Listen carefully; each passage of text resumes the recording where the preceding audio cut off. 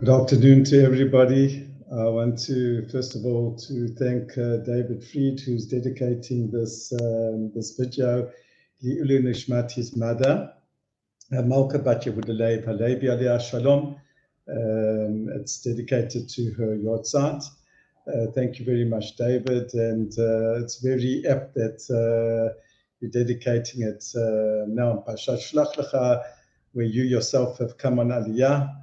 And as Kalev ben Yehoshua said, when he spoke to the people, so he gave the confidence to them and he said, Alona Aleh, we surely go up and we'll make Aliyah, and things will turn out in the end well because Hashem has commanded us to go up to Israel. So we wish, first of all, your mother should have an Aliyah Nishmatit Began Eden, and to thank you once again and wishing you and your family a great Hatzlacha in Eretz Yisrael.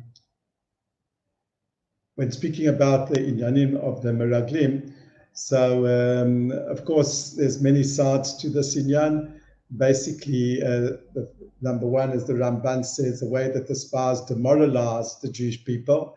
The second aspect is that, as we all know, the simple, straightforward way that the Jewish people didn't want to go into Eretz Yisrael because, in simple language, they were scared.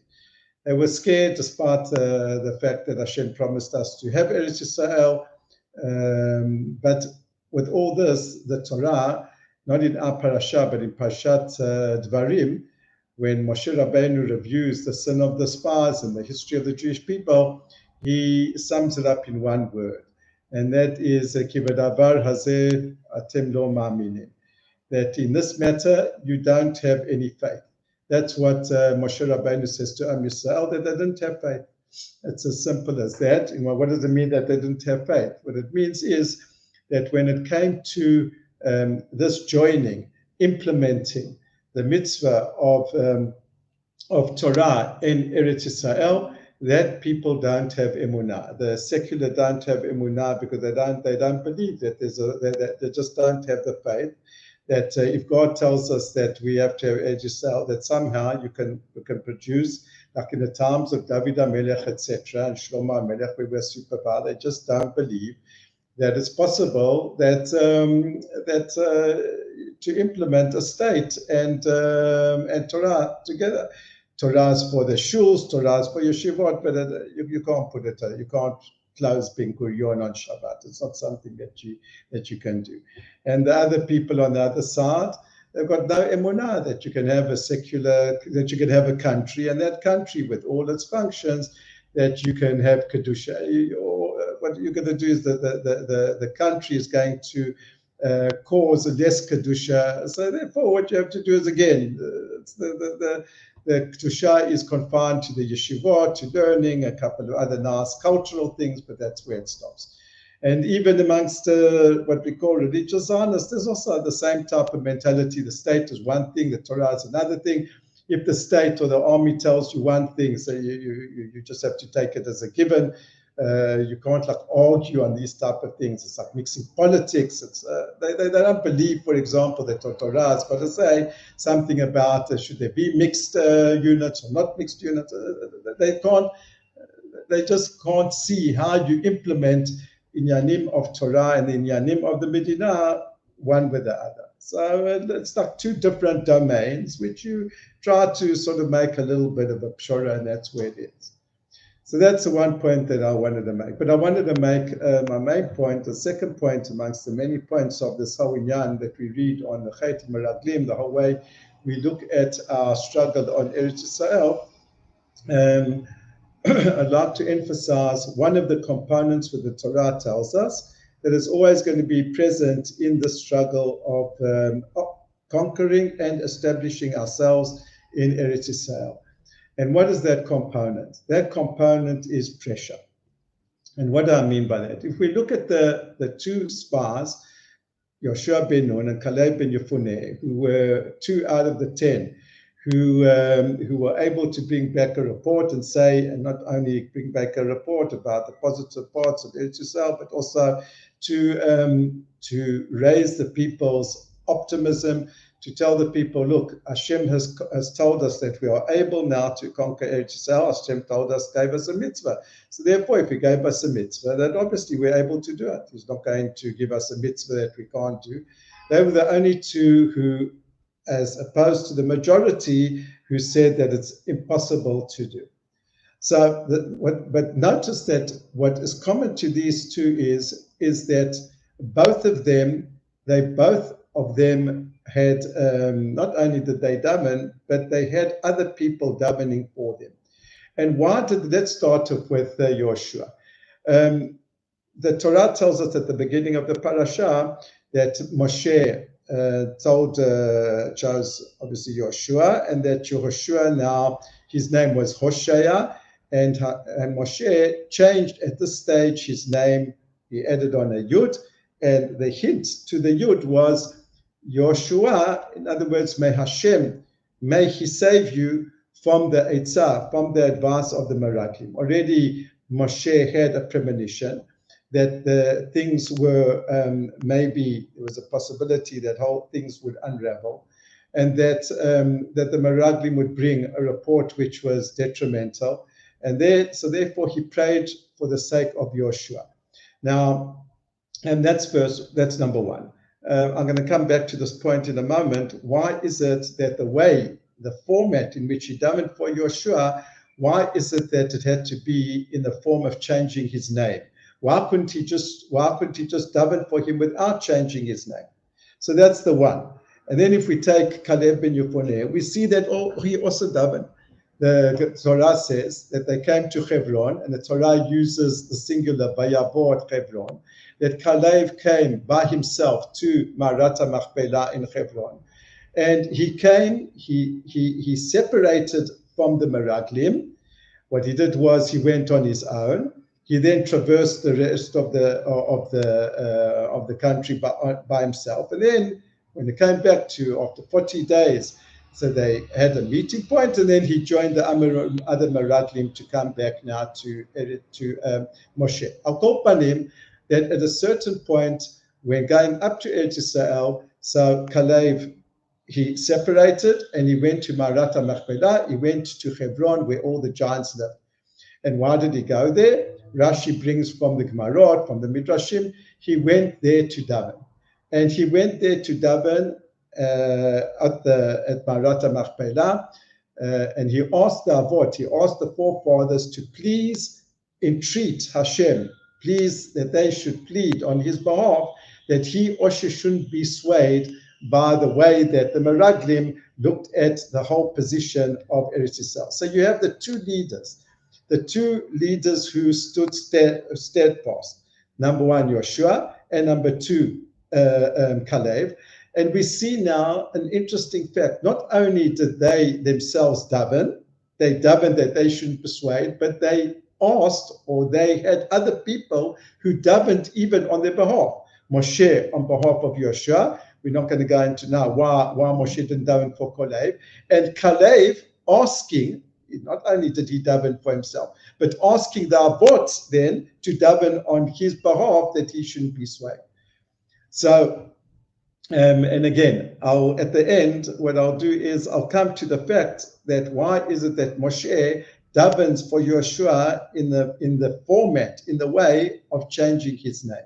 But what is this whole inyan of this emphasis of the spies davening and asking other people to daven for them? And it's because it's very, very simple. And I don't think that we, or maybe we do, but there isn't enough words to emphasize and to not underestimate the tremendous pressure, the social pressure, the psychological pressure. We're not speaking about the military pressure, but the psychological pressure that was on Yehoshua and on Kalev to now join with the other Meraglim and to give now a bad report on Eretz Yisrael. And this is what the Torah is trying to tell us. One of the struggles is always going to be this tremendous psychological barrier there's going to be always a tremendous amount of pressure by the nations of the world in all ways. We're not speaking about, as I say, military pressure. I'm speaking about psychological, ideological pressure to compromise our position and the truth of our position, and to do what the Goyim want us to do in Eretz Israel. So, and for that, we should know that it's not that, for example, that Yehoshua and Kalev, as strong as they were as leaders, but they needed, in order to resist this almost impossible pressure that was exerted from the outside. It's not something that just an ordinary person with all his strength and heroism could do. He needs a mamish, a siyata deshmaya of prayer, either from Moshe, his own prayer, plus the Moshe Rabbeinu, plus the tefillah of the avot, to resist such, let's call it, both pressure from the outside and the inside. And you can see it today. I don't want to go into all examples, although you don't use these examples. I've said many times in all my Divrei Torah, I don't use it in politics. I use the politics as an educational example of to bring something live to our lives. In other words, something which is real, to bring something which is current. But for example, if you take, let's say, at the time of Camp David, when there was all of the pressure for Israel to do this and to do that and to give up certain things at Sinai and Yamit, etc. So you can see in amongst a lot of the politicians who wrote books their own experiences of it. One of the things that the Americans would do was that they would have these, a lot of the meetings at 2, 3 o'clock in the night. And all this was in order to tire out. That means it seems very subtle, right?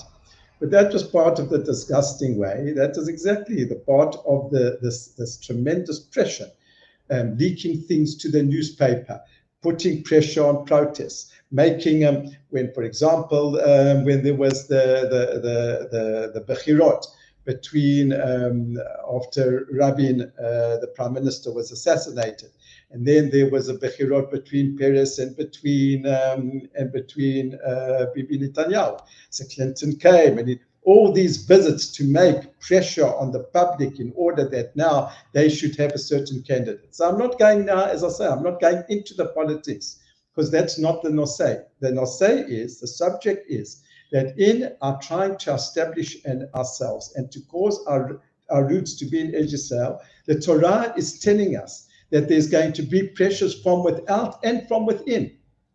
Yehoshua and Kalev were under tremendous pressure from the majority of the Meraglim to give a report which was wrong.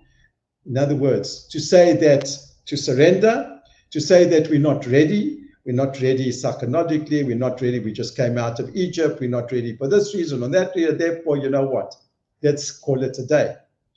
And that, as I was saying, that intensity of pressure is so great that it required even, and that's what the Torah is trying to emphasize, it required now something which is superhuman effort, not only by Kalev, but something on the outside as well. In other words, Moshe's tefillah and also the Avot's tefillah. That's why Kalev went to Marat Achpelah.